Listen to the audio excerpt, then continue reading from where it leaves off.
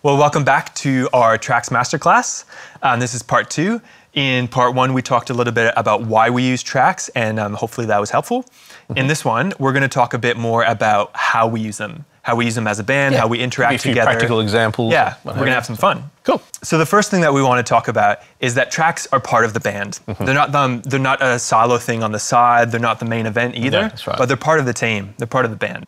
Nige, do you want to explain a bit from a music director perspective, what does that mean to you? Yeah, where does kind of tracks fit into what you're doing? Certainly. So as a music director, my role is obviously directing the music, making sure the overall sound of what we're producing actually replicates the song. Yeah. The song's got to be the song. But it's us getting the most out of our musicians and our singers on stage. Yeah. And like I mentioned before, I treat the tracks operator and the tracks as another musician who's just off stage, but they need to be equally as flexible and intuitive, okay? And like what I mean by that is in tune with the arrangements, what the song needs to sound like, and how to produce that with the tools in front of him or her. As we were preparing this masterclass, a few people reached out and were asking, how do we work together? How does tracks and the music director work together? For me as a tracks operator, you're like the key person that I need to work with. So the first thing I do when we come in for a rehearsal or a service is, during sound check or whatever, I'll come up and we'll usually have a chat about the song list. We'll go, hey, so we're doing Let Go as song 1, we're doing Fresh Wind as song 2. After Fresh Wind, how do you see that transition going? And we'll just kind of chat through things before we even get started, because I don't want, the tracks is a little bit like it can be like the grid to the music, we're firing stuff, we're firing the click, oftentimes we're firing the cues. We don't want it to feel like we're holding everyone back. So I like to be, for me to do my job well as a tracks operator, I need to know kind of what's in your head for the set. And the beauty about working with JP and a lot of our tracks operators, we've trained them to the point now, I could be like, we're going to do Beautiful Name, which is usually in D. We're going to do it in F sharp, and I want to slow it down 5 clicks for whatever wild reason that might happen. Love it. But he'll be like, no worries, I've got that, And then I want to transition into this song, which is a different BPM and a different key. And our operator's actually that flexible to be able to accommodate that. Yeah. Like I said before, there was a time where it was never like that. It was just like press play and you got to do it in that key and that arrangement. Yeah. And if you can't, then we'll either cut it halfway or not use tracks, which was very limiting. Yeah, especially in rehearsal, what I'm thinking about isn't necessarily getting all the tracks perfect. I'm not after necessarily all the polish. I'd rather make sure that you guys have a good rehearsal where you can feel confident, where you feel like you know what you're doing. You've kind of built in the, working on the transitions, whatever it is. I want to more get the map of what's in your head, what's in the worship leader's head, and kind of make sure that you guys can work on that, and then work on the polish as I need to. But I want to give you guys a good rehearsal. So part of that is actually having a bit of confidence as the tracks operator to ask you when I need something. The beauty is JP's a very accomplished drummer. He's a great musician, so he understands music very well, and you understand what the song needs. As a music director, I'm in charge of crafting the arrangements, crafting the songs, making sure everything sounds great. It's got good momentum, like you talked about before, journeys well, transitions, all that sort of stuff. So as I expect a drummer to be able to play the right groove and the guitarist to play the right parts, I expect our tracks operator to be able to bring in the right elements at the right time. It's to the point where I don't even have to think about that. It just happens. So the click just happens. Let's say you went, okay, let's do, what song you want to do? Fresh Wind? Sure. I go, okay, as in we don't need to play it right now, but you go, okay, Fresh Wind, all right. I give you click. You're doing rehearsal, you go, okay, let's go from this part, and off you go. I don't need to necessarily have all my sections lined up. I don't necessarily need to know everything that I'm doing. I just know, hey, if I give you the click, then you can take the rehearssul wherever you need to. You can take the team wherever you need to go. Yeah, so JP will bring the click in, I'll be like, oh, let's just hit a chorus, and I'll just count the band in, and JP will just, well, our tracks operators will just follow. It's great. You know, they're that quick and that intuitive now. And I will chop and change sections. Because I'm feeling moments out, working with the worship leader, you know, seeing what's best for the set, what's best for our congregation.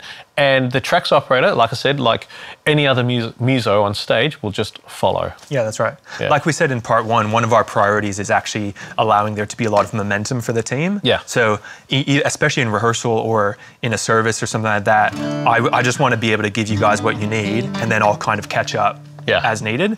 Another thing before we move on from there is, like we said, tracks are part of the band, so that means working with you guys, but also working with our audio team. That's like an non-negotiable for us. Pretty much the first thing that happens when I come in on a Sunday is I'll start a group message with our front of house, a front of house operator, and our broadcast audio engineer.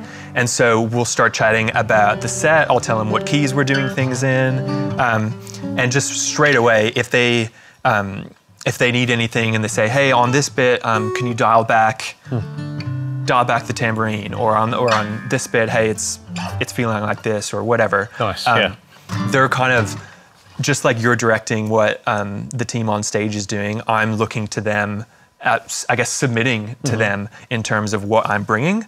If something sounds good to me, but it doesn't sound good in the overall mix that they're trying to pull, then I've not done my job well. You know, the point isn't to have the track sound great. The point is to have the whole set be something that leads people to worship. So very good. That's one of the first things I do is, and if you're new at it or something like that, introduce yourself to your audio team. Say, hey, I'm on tracks today. Hopefully it'd be great. Just let me know if you need any adjustments. Like just that kind of thing. We're part of a team. Well, every other musician and vocalist does. Well, yeah, that, I mean, you would do that as a guitarist. Is my tone okay? Do I need to move the mic? If I have too much drive, or back off the reverb, or all that sort of stuff, it's the same conversation. That's right. You know? So the first thing is tracks is part of the band. Yeah. Second thing to keep in mind is think like a musician. So let's say, like we were talking about before, maybe your setting isn't this big PA, big room where you've got these massive band tracks and stuff. Maybe your setting is you have an acoustic guitar, one acoustic guitar player. Imagine that. Look at that. I have an acoustic here. So beautiful name. Let's do beautiful name. 2, 3, 4. And then say, acoustic sounds great, but what if we wanted to add a little bit of percussion? Bit of shaker? Yeah? Sure. Some strings, maybe? That's nice. What about some bit of BBs? Some arps? Nah, a bit much. No, let's dial that back. We'll go to the bridge now. Okay. 3, 4.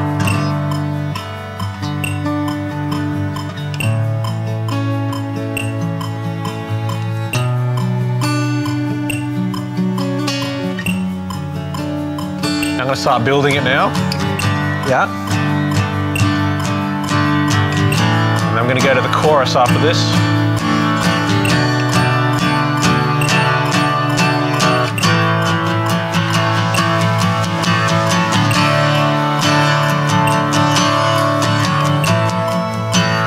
Yeah, cool. Beautiful. Now, if you just have an acoustic guitar in your worship setting, even that might be too much, you know. It's got to still sound coherent and not become a distraction to your congregation. If your congregation is only seeing an acoustic guitarist and a vocalist, if you have this big orchestra behind play, it's going to be a little bit like, it's fake, you know. Karaoke. So I would say at best, if you're in that setting that you only have an acoustic guitar, and maybe a shaker might be enough. Maybe a shaker, maybe just a strings layer. How would the strings layer sound by itself? On the chorus, let's say? The chorus, yeah. You want to count me in? 2, 3, 4. Let's see.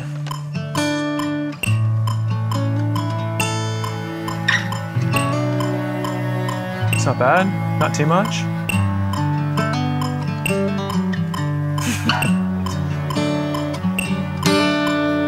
Again, percussion might be a bit much. Arps is definitely a bit much. Yeah, it's great. I guess the point is, like we were saying before, tracks is meant to serve what you're doing. It's not meant to be the whole point of what you're doing. So think like a musician in what you're bringing. The next thing, I guess, when it comes to being a musician, you would know this more than most, is prepare, practice. I kind of. So how do you prepare? Look, when I first started doing tracks, I would sit at home with Ableton, with our tracks set up. I'd literally. I say practice, but like that's literally what I would do. I would sit in church on a Sunday and go, okay, that transition. Okay, how would that work from the tracks rig? We want to do a tempo change. Okay, how would I do that? And I'd sit on the computer and actually figure out. Okay, if I do that, then okay, that sounds a little bit weird. If I do this, what if we want to do this key change? What literally? That's great. That's what practice looks like for you. Yeah. Yeah. The same thing that you would do as any musician or vocalist on the team. I guess I want to be prepared for anything that we might encounter.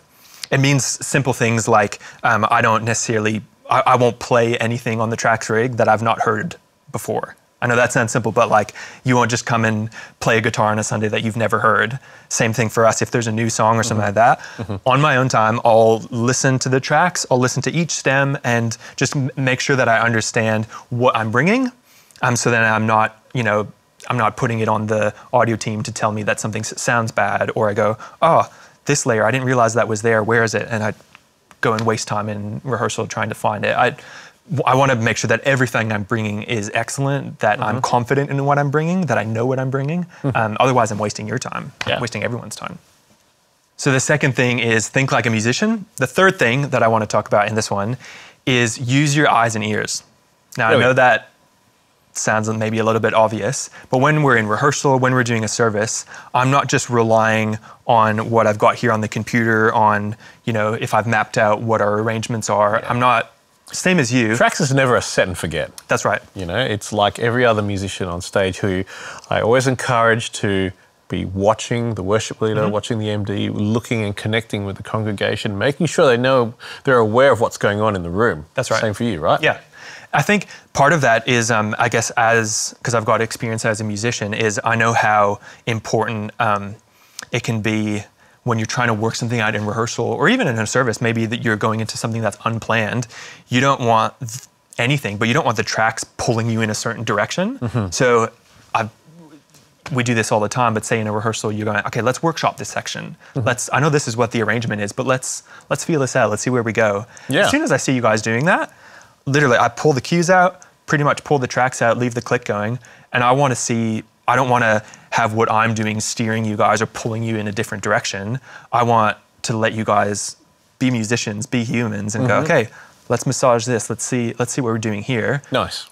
Once you figure out where you're going, and I'm confident that I'm like on the same page with where you want to take things, then I might go, okay, let's start bringing some of the tracks. Okay, I'm going to keep the vocals out because I don't want vocals coming in on the tracks that the worship leader isn't doing. Or I want to, like we said, momentum is really important for our role. The good thing is about where we've got to in our tracks usage in the weekend is I never see our tracks and our operators as a distraction anymore. I mean, there was a time where it's like sometimes it'll just come blaring in our ears, or classic. I do that all the time. Go off grid, and no, but it's great. So like you talked about workshopping a section, we'll workshop moments like Cycle the Bridge and all that. And I'm never thinking, geez, where are those strings or where are those parts on the tracks? I'm just, because I'm thinking about, is this moment going to work great for the congregation? That's right. And JP as an operator is great at just watching and listening and following and using his own musical intuition to contribute to that moment. That's right. So sometimes, like your bare minimum might be just the click. So we're working to the click because we're just feeling out the moment. And as we say, like if we repeat the bridge and it's getting bigger, and what I mean getting bigger in terms of dynamics, the drums are picking up, there's more energy from the bass, I might hit an overdrive pedal. So you can sense the energy on stage is growing. Then JP as a musician and as an operator will start bringing in layers as he sees fit. Like sometimes as the music director, I'll be specific and say, I want the percussion to come in here, or bring in these layers at this bar. You know, but more often But than often not, in the service, you're not not thinking about that. micromanaging No. every single person in the team. You're going, all right, everyone, same as you. You're watching the music. You're watching the worship leader. You're watching the MC or the pastor about what they're doing, whether their body language, all that stuff. And on a side note, I'd like to say relationship is really, really important. Yeah. You know, like I trust every single musician and vocalist on the platform as an MD. I know what their capabilities and perhaps their limitations are, so we work to their strengths, and that's the same with our operators. You know, I trust you, and I don't need to have to think about every single moment. Yeah, You know? but that means us as tracks operators, we need to think, I guess, like leaders as well, and think like a music director, think like a worship leader. So, for example, should we play something? All right, should we do Beautiful Name again? Let's do Beautiful Name. Give you some click. And we're going from the little instrumental thing. Yeah, great. 2, 3, 4. So maybe I just want it chilled here. Yeah. So I've got the vocals out so that we don't do anything that the team isn't doing. Maybe I want it to like chill for a while. Yeah. Stay here.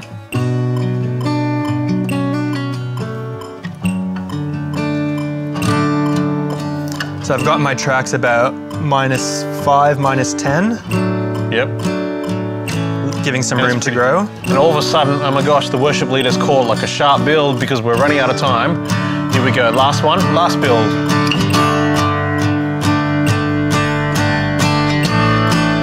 So call the drums to build here. Now I'm gonna To the chorus. build with you guys.